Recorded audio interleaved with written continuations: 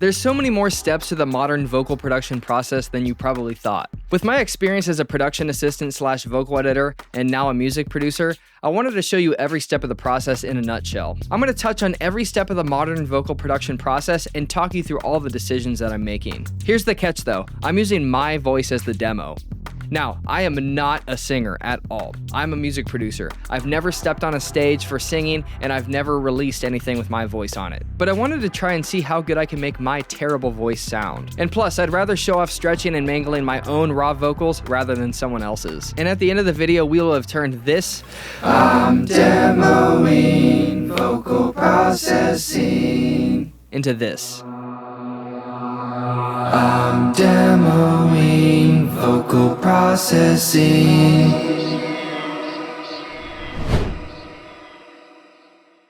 This is something I am not comfortable with at all, but let's give it a shot.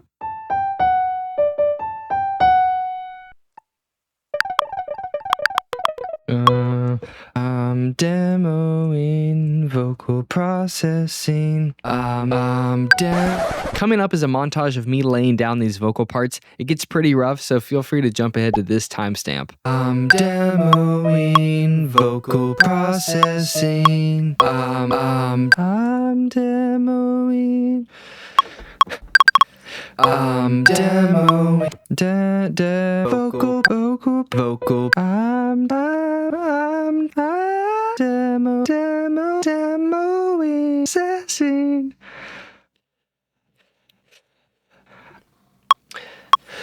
Dang. I'm demoing. Dang. I'm demoing. Nope.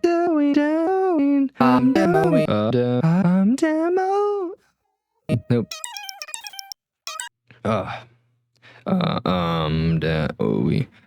Demoing vocal processing. 1 hour later. That was a lot. I'm not used to recording vocals. My voice is hurting after 10 minutes of recording. I do not have the muscles built up for this, and it just goes to show how much physical toll that singing can take on the body when you're doing it over and over again. This is why you need to take breaks in the studio, and if you can, possibly break up your recording sessions between multiple days. So we have all these options here, and I went through and I've named them all, but do we like them all? I'm not sure. This is when we're getting into like the vocal arrangement side of things. We're choosing which ones are we going to keep, which ones are we not going to keep, which ones are we going to put towards the front to act as our our voice leading, our melody, that kind of thing, and which things are we going to hold off into the side in the background as more of a textural effect or adding harmonic depth to the vocal arrangement. All right, so before we go ahead and do any comping, noise reduction, time alignment, pitch correction, I'm just going to go through and gain these up a little bit because most of them are pretty quiet, and I want to be able to see any of those small artifacts that we're going to want to get rid of. So already just zooming these things in, I'm starting to see some little clicks that I know are my mouth smacks, and that is going to be really distracting and really tough to listen to. A lot of people go ahead and remove these days, especially when we're creating a production that is supposed to sound really detailed and really intimate, like the voice is very clear and transparent. We want that sound, but we don't want any of those artifacts coming along with. So let me group these together.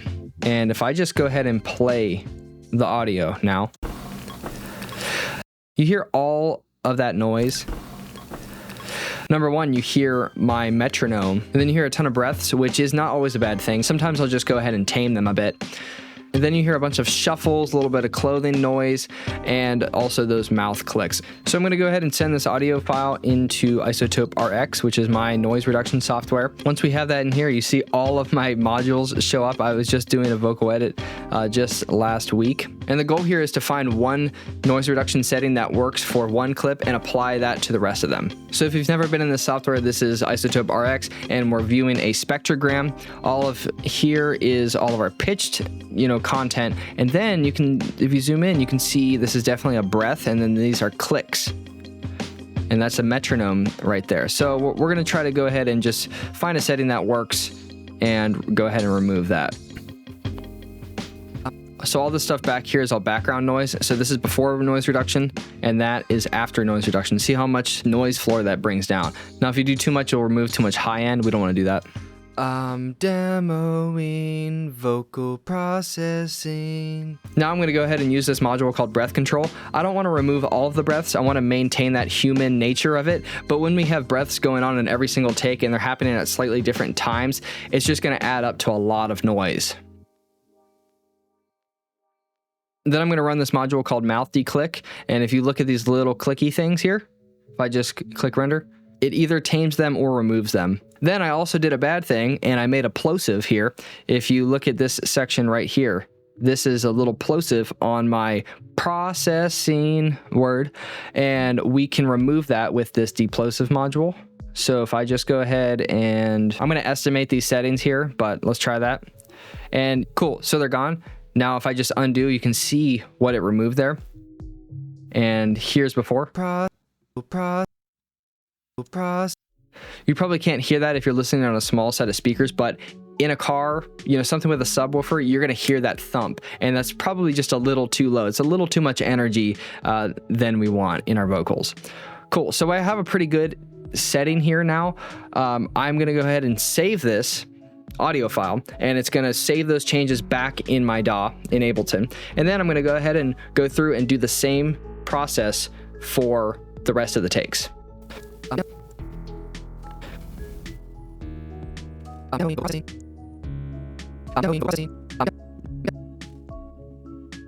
You can see that the air conditioning kicked on in this take, so we have a much higher noise floor.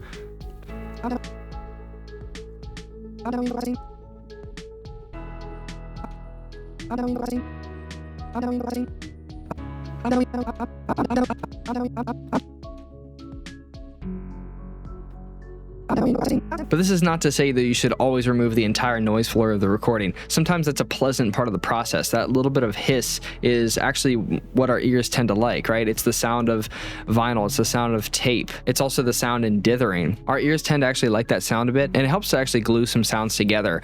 So don't remove it all. But here, when we have so many takes stacked on top of each other, we do want to tame that a bit. Awesome. Now we have noise reduction on all of our takes. Let's take a listen to what the entire group sounds like. Probably horrible. I'm demoing vocal processing. So it's obviously still way out of pitch, and that's the next step. But you hear how we still hear some breath. We still hear some noise floor. So even though we did all of that processing, we still left just a little bit there, so it still feels kind of human. I'm demoing vocal processing. So we have our takes, they've been recorded, they've been noise reduced. Now we have the luxury of choosing between these takes and then going on to do pitch correction, time alignment, and then like the normal mixing stuff. So we could start pitch correcting and time aligning right now, but first thing, I just want to comp this first melody line to create one pretty solid lead vocal out of the 3 takes that I did. So if I look at these and I solo them, just listen to these 3. I'm demoing vocal processing. Cool, so they're pretty similar in timing and all that, so that's great. But if we go through and solo each one, I bet we could come up with a best one. That best one that I come up with, that will serve to be our lead vocal melody that is straight down the center. The other 2, I will save as doubles and put them off into the side a bit. Here are all 3 recordings of that lead melody. So let's go through each little phrase and just comp a good one together. So here I'm going to listen to each little part of this take and then figure out which take has the best representation of that part.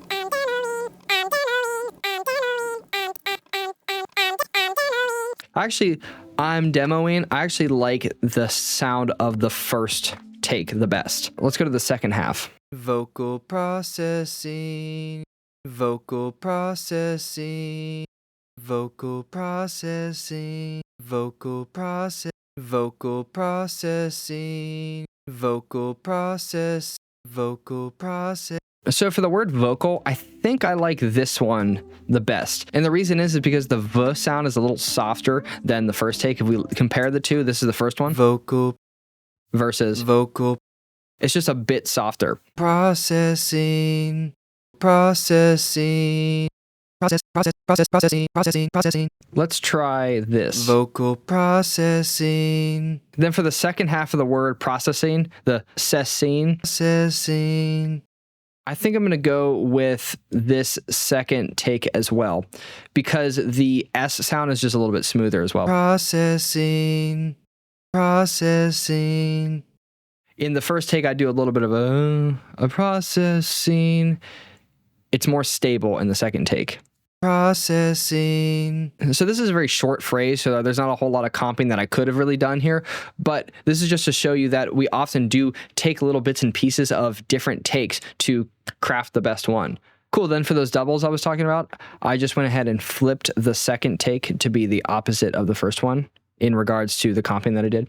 Cool, so now we can go through and track all of these into my pitch correction software of choice, and then go on to do that kind of processing.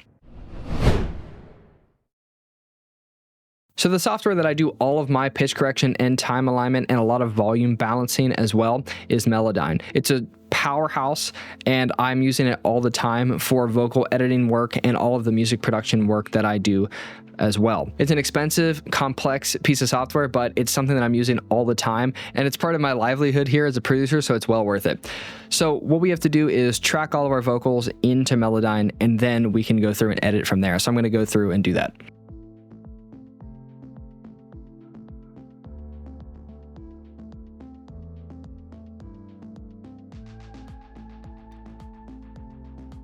Awesome, I just tracked all of the takes, so the vocals now live in here. The audio that's in the session, I could actually delete and it would still play back. It lives entirely in Melodyne now. Now I'm gonna go through and tune my vocals. I'm gonna start with the lead melody, and here is that lead melody in MIDI form. So I usually start with that lead melody and get it pretty close, and then start working on harmonies and slowly just kind of go back and forth and inching all of the vocals to be a little tighter with each other. We don't always want to tune the vocals super hard and put them right on the dot. We want a little bit of movement, a little bit of natural feeling to them. So when I'm trying to tune vocals, I'm trying to think of it as more of a relative thing than an absolute thing, if that makes sense. The first thing I noticed with this lead vocal melody that I sang is the first note is just completely off.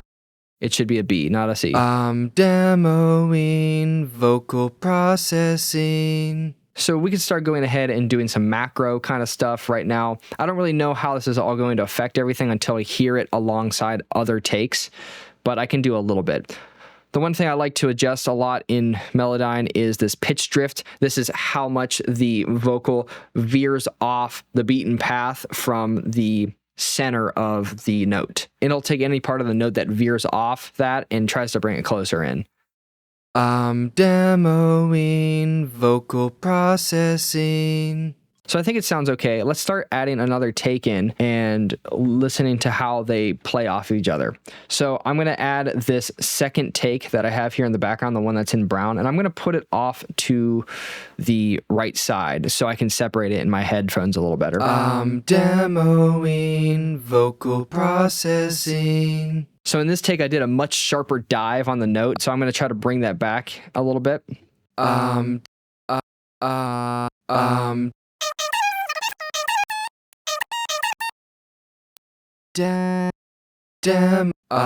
Demoing vocal process. And one thing to note in Melodyne is that the blobs aren't always what you should be paying attention to. It's more important to pay attention to the actual curve. That's where the pitch is actually going. Processing. So if you look up in the left-hand corner, we're viewing both of these takes at the same time. Now, the one weird thing is that they're on top of each other. So how can you edit both takes but see them alongside each other? So there's this little button in the corner that actually just moves them away from each other. It doesn't change the pitch. It just changes how we're viewing it here in Melodyne. So on the top, we have that double. On the bottom, we have the original melody. So let's take a look at some of the differences that we see between these from a timing perspective. The one thing I notice is I start the first note a little earlier in the first one, so I can go ahead and drag that in a bit. And that helps us get it starting earlier.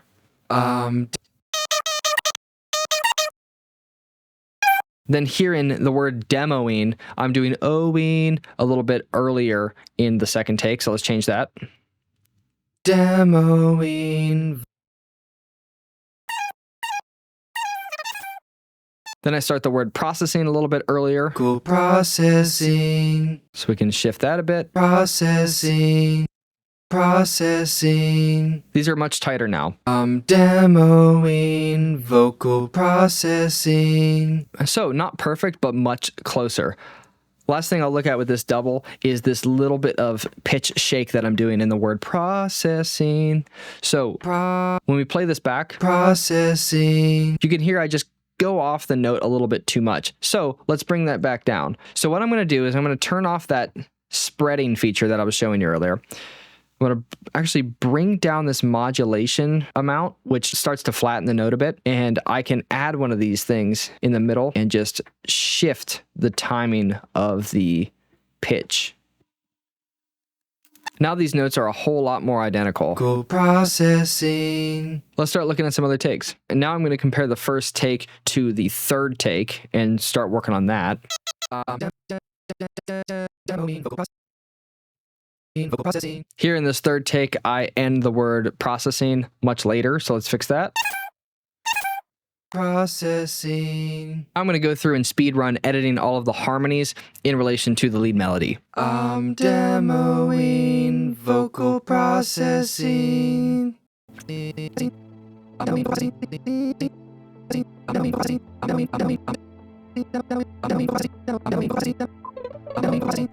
All right, so that's the first demo running through all of the pitch correction and time alignment. Now, generally, I listen to the whole group, see what sticks out, and then fix anything from there. Here you can see all of the takes right here. It kind of looks like a bunch of spaghetti thrown at the wall. And I'll go through and just tighten these little things up. Like you see these little things that are kind of away from each other, these little things. There's a little bit more that we can do to get it tighter, but it's a lot better than what it was. Demoing vocal processing.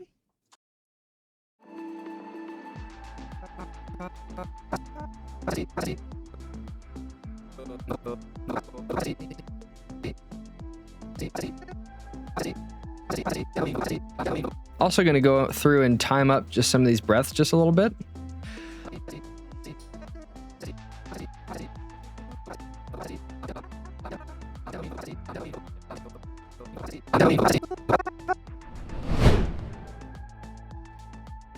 Okay, so I think this is good enough to move forward and on to the next step of the process. We could definitely go farther, get things tighter, and even maybe replace it with a better singer. But we're at a pretty good point right now. So what I want to focus on now is balancing the volume between different parts of the phrase. Now, this is not a very dynamic vocal phrase. It keeps a pretty stable energy level throughout the 5 words that I'm saying. So it's pretty stable. However, oftentimes over the course of a verse or a chorus or something like that, the vocal sections can be really dynamic, right? We can go from really quiet to really loud. So we want to be able to balance that a little bit. Over the course of a whole section, whether it's a verse or a chorus, if a singer is singing softer in one section, we might bring that up a little bit. If the singer is singing louder in a certain section, we might bring that down a bit. All in an attempt to bring down the dynamic range a little bit. Not so much that we squash it and there's no dynamics, but just enough so that the listener is able to understand all of the words that the singer is saying, and you don't have to turn things up and down over the course of the song. Ultimately, we want the lyrics in the song to be intelligible, right? We want to be able to understand what the singer is saying. And also, you don't want to lose focus on what is the lead vocal, what is the background vocal, all that kind of stuff. We want to put them in their place and kind of keep them there unless we're changing that up for some sort of creative effect. So think back to the lead melody in this passage, right? We want everything around that to be supporting that lead line. So if a harmony starts getting way louder than the lead vocal line, well, we might want to turn some of those parts down. Now, here's a warning to all those people who are watching who produce on their own. You shouldn't fix all of this stuff with compression. That is a bad band-aid to be putting over a dynamic vocal performance. You want to do some of it with automation first. Now, things change. It depends on the energy of the song, the speed of the song, how fast and hard the singer is singing, but you shouldn't rely on a compressor to do all of that work for you. Especially if the vocals are really dynamic in a certain section, then you're going to be hitting all sorts of different gain reduction levels, and the compressor might be smashing it at some points and not touching it all at others. So I would recommend doing some sort of automation or clip gain leveling before you send those vocals into a compressor. So here in Melodyne, we can do some of that balancing right in the software. I could take a look at some small things here and just see a couple of vocals that are sticking out. Now, I tried to level match these pretty decently before putting them into Melodyne, but they might be a little off. So let's see what we can do. I'm demoing vocal processing. So let's just take a look at a random take. Let's say this harmony right here. You can see that some of the higher notes are also louder. When the blobs are bigger, that means it's louder. So we can actually go ahead and check out this macro that we have here in Melodyne and make the louder notes quieter, which is really cool because doing it this way, it is turning down those high notes just a little bit and leaving the low notes where they are. And that's awesome because that's exactly how our ears hear things. We hear higher notes louder. We perceive them to be louder. Even if they are at the same level, our ears hear those higher pitches louder. So anyway, we're trying to decrease that dynamic range a little bit. Demo. So if we take our lead melody and we take some of these notes here and just like turn them down. So let's listen to that real quick. I'm demoing vocal processing. Obviously not a real example, but if a singer was to be really dynamic in the mic, where they're either shifting to and fro on the mic, or they're just getting louder and softer, that is going to really affect how a compressor down the line is going to be hitting the vocals. So we want to try to even things out. If the energy level is supposed to be constant in a section, well, try to make the volume a little more constant, and then you can let the compression do the work after you do that. So let's try to use this amplitude macro here in Melodyne to really try to flatten the volume of the vocals out. I'm demoing vocal processing. And doing that sort of note leveling here actually almost makes it feel like it's been compressed when it's not. This is going to make it so that the compressor has to do a lot less work, which means it'll sound more natural. So after noise reduction, scratch that. So after 3 hours of recording, my camera decided to freeze on this thumbs up augmented reality emoji type thing, which is part of the new Mac OS, and then it does that for the next hour. So we are going to speed some things up a little bit. We made it this far. We still have some mixing and some creative effects to talk over, so I'm going to show you what I did to balance these vocals with EQ and compression, and also make them sound interesting with reverb, delay, and some pitch shifting as well. So after comping, noise reduction, pitch correction, time alignment, and some note leveling, and a little bit of panning, this is what it's sounding like now. I'm demoing vocal processing. So the goal during the mixing stage was to tame some of the peaks in my vocals, some of the hard consonants such as D in demo and the S in processing. Then I try to EQ out some of the harsh frequencies in my voice, just like the noise level of the signal floor in your room and your breaths. When you stack vocal recordings with multiple takes, certain frequencies start to stick out and they resonate more than others. We want to control that and make our vocals sound more balanced. I'm demoing vocal processing. Here's a general idea for how I wanted to pan the vocals. This graphic is from my free guide for vocal layering, which is called Stacks on Stacks. Go check it out at the link in the description. I wanted to keep the lead melody front and center, and then place my doubles off to the side and down quite a bit. For the lower harmonies, I put those about halfway out to the sides, and then the high harmonies are the farthest out. This isn't a hard rule, just one way to do it. The best thing to do is just to start with soloing a couple takes, start panning them apart from each other, and see how they feel alongside each other. And then add 2 more, see how those feel, then on and on and on. Adding takes into the solo group until you have your full, awesome sounding arrangement. During this part of the process, I actually found a couple of my takes that were even worse than the rest, and they really just didn't fit with the rest of the melody or the harmonies, so I just muted them. By the way, out of all of the harmonies, this pairing might be my favorite. I'm demoing vocal processing.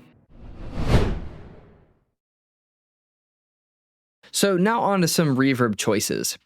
For a normal song, we usually want the vocals to sit in a space that makes them like fit in relation to the other instruments, right? Here we just have vocals, so we have no context like that.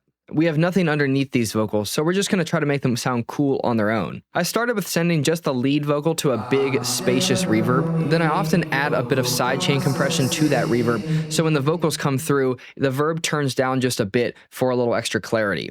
Then I often go through and de-S the reverb to remove some of those sharp S sounds with some dynamic EQ. Along with that big reverb, which is just for the lead vocal, I wanted to send all of the vocals to a room reverb. So I sent it to one that's kind of small, a bit metallic, and it's much more room-like. This reverb has way different settings, and it helps them sit into a space and feel like they're in some sort of room. Take a listen here. I'm demoing vocal processing. Sounds like a small metallic room, and then this is the other reverb. I'm demoing vocal processing. Much more of a diffused, shaky sound with a lot of low-mid energy in there as well. Then I went and added a delay throw to the end of the line, so here's what that sounds like. Vocal processing. Awesome, so those are simple time-based effects, two reverbs, and a delay as well. In addition to that delay, I added a shimmer effect as well. So at the end of the line, all the vocals get sent to this shimmer plugin, which this is like a pitched delay. I think it adds a really nice atmosphere. Vocal processing.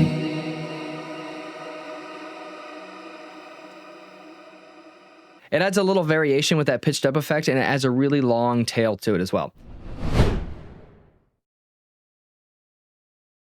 Now let's go into some more creative things to create more of a vocal atmosphere to this phrase. So the first thing I did was a reverse reverb, where I threw a heavy reverb on the lead vocal line, resampled it with a massive reverb on it, and then brought it to the start and reversed it. This helps to give a really nice intro to the vocal passage.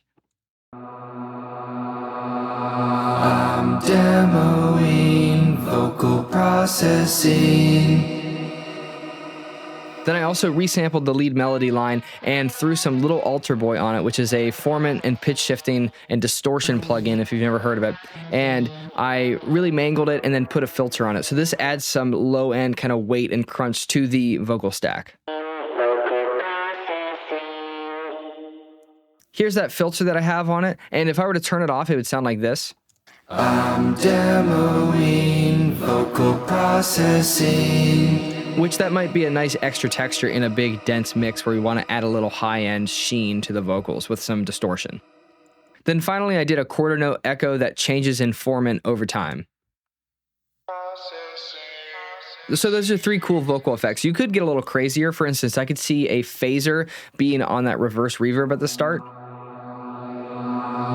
That helps to give it a nice swirl. Instead of the phaser, you could use something like a tremolo, which would be a really cool effect. Here, let me try to play this live. So with these kind of effects, these vocals become so much more than vocals. They're an atmosphere. They're an extra instrument layer.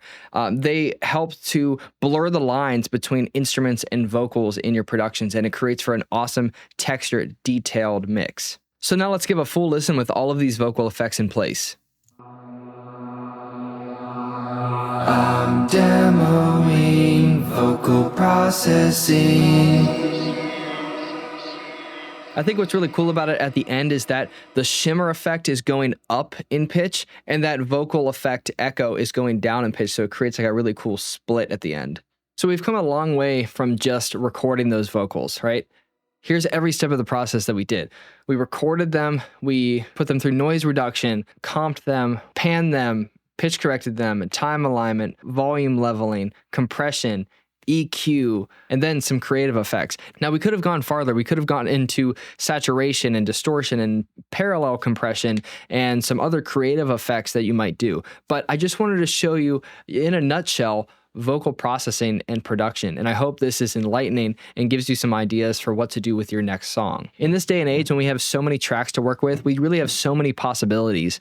And recording vocals doesn't have to feel like going on stage and performing. It can feel more like, playing in a sandbox or just experimenting. It's really fun to work with vocals this way because you can combine the best parts of the human aspect and also all the amazing tools that we have with our computers and all of the gear that we have access to. So if you've been recording your vocals at home and you're not really happy with the results that you've been getting, go check out my free vocal layering guide called Stacks on Stacks. It's down in the description. In the guide, there's DAW templates, videos, graphics, and all the tips and tricks and checklists to help you get your vocals sounding the way you want them to. And if you're sick of using YouTube beats or trying to produce everything yourself, go book a free call with me and I'd love to chat with you to get you the music production that you need for your music. This has been a really fun exercise and I hope you learned a lot. If there's anything you want to learn more about in the vocal production process, anything you want me to dive deeper on, let me know down in the comments below and I'd be happy to make another video about this topic. It's the work that I do on a day-to-day basis, but I don't really show it all because I don't want to, show any clients raw vocals and anything like that. It's kind of a private thing, you know what I mean? So if there's any songs that you love and you want to know how they got that vocal sound, drop it down in the comments and I'll try to make a video about it.